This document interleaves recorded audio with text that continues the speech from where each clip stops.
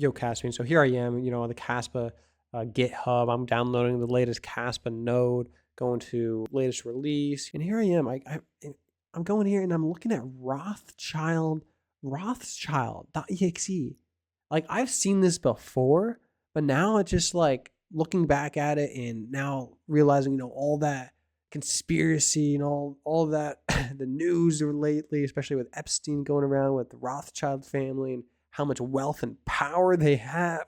They see the name of this file, this application called this. It just is mind-boggling. So what's up with it? Are the Rothschild, is that family intertwined with Kaspa itself? Are they investing in Kaspa? Do they have a stake in Kaspa? I'm going to break that down for you guys. All right, this is some fun lore for all you. Don't take it so seriously, all right, because Kaspa is the future of finance, and you already know it, and we are here investing so ridiculously early. So sit back, relax, and enjoy the video.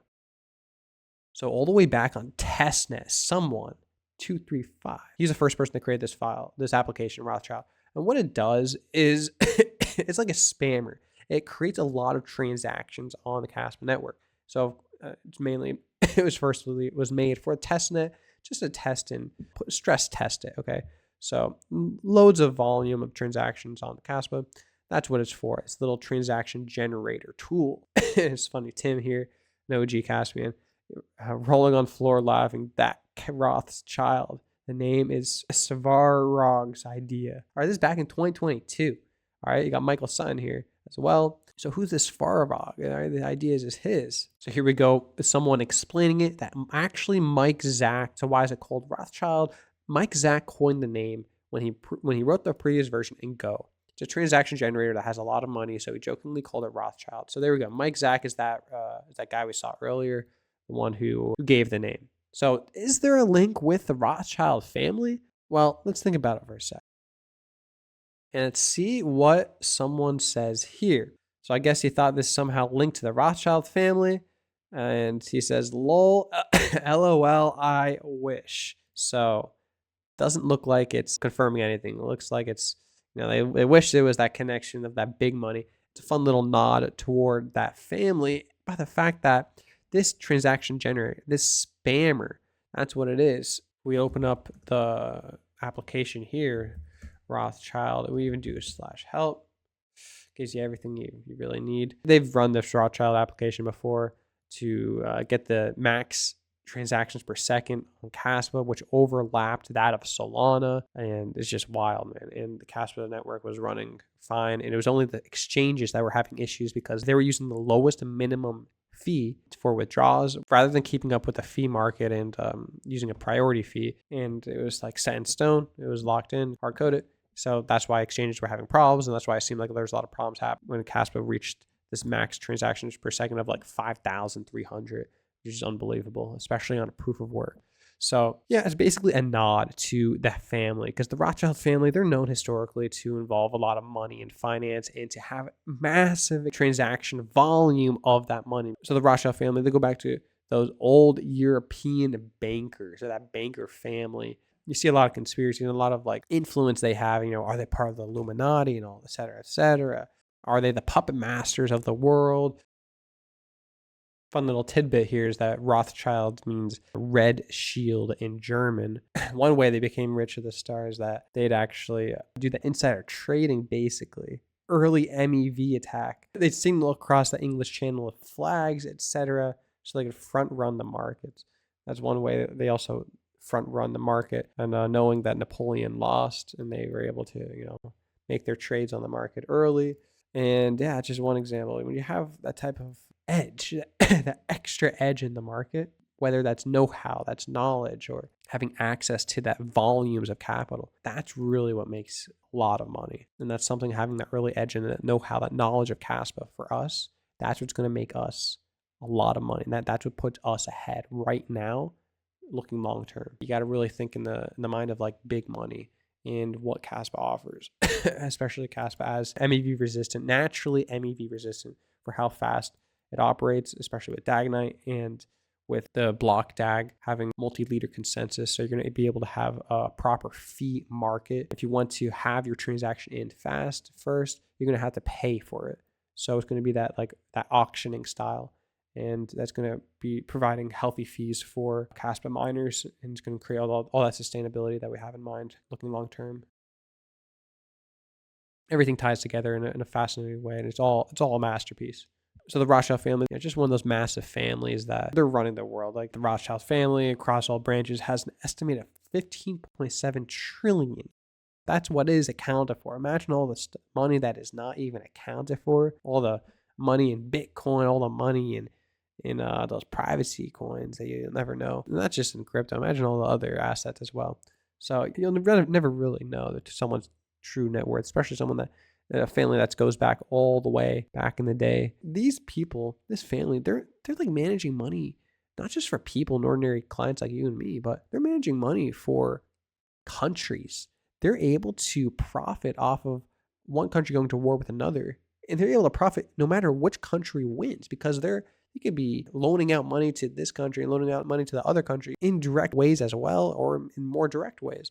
The way that being able to finance wars and finance both sides of the war is just, just unbelievable. You can check out the Wikipedia, and that gives you just a little rundown of, how powerful that family is. And yes, that family also does have large ties with Israel. So coincidence, you'll never know. But Kaspa, has also those ties to Israel, has those founders, some developers there in Israel. But at the end of the day, Kaspa is decentralized, global, does not have a single soul tied to any certain country, any certain person.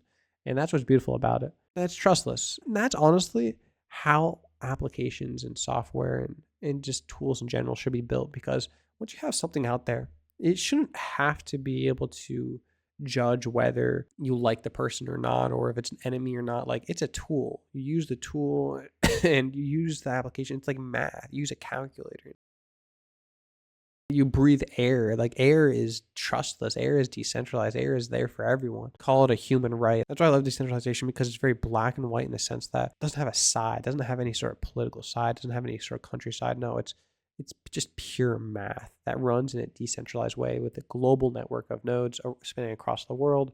There's not a single entity or a single person that can influence it in a wrong way. And if there is an influencer, like say someone that's trying to attack the network, then the way Kaspa was built, you need it over 51% of the hash rate. And even if you have over 51% of the hash rate, it's still just a probability. You still may not even succeed. And the fact that you may not even succeed, like you'll probably need at least 60-70% plus of the hash rate to more so guarantee a successful attack on the Kaspa network, and to be able to guarantee like making a proper successful heist. Otherwise, it's just a pure gamble, and to lose millions and millions and millions, I don't even know how many millions of dollars, or in this case coins, to an attempted heist, it's just really not worth it. If you're having anything less than 50% of the hash rate, there's really no point attacking Kaspa, because of how strong the network is and how fast confirmations are. And when DAGnet comes around, any attacker is going to be stupid, because they're not going to only have to attack the hashing power and get more than 51% of the hashing power, but they're going to have to attack the node infrastructure. Because if there's a large, honest node majority of Kaspa, then the attacker, the malicious attacker, is not going to be able to get their mined blocks accepted. Because say one node they're mining to, even if they have a few nodes they're mining to, those nodes are going to then need to get their blocks accepted in the network. And the honest majority of nodes see this attempt as malicious, and they're not going to accept these blocks.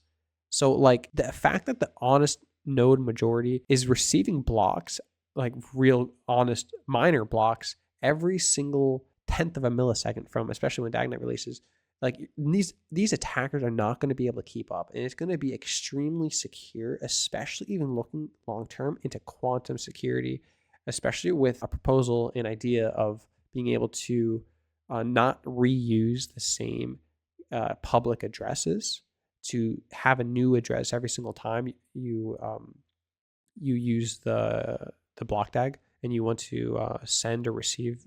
You'll have a new Kaspa address, and that way it'll be quantum proof. There's no greater security, especially from a quantum perspective, than what Kaspa is going to be able to offer with DAGnet, because of how fast the confirmation times, and the transactions happen. The attacker won't have the time to even break a single wallet address once they find it.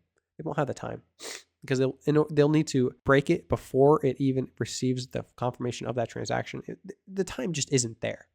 How fast Kaspa operates.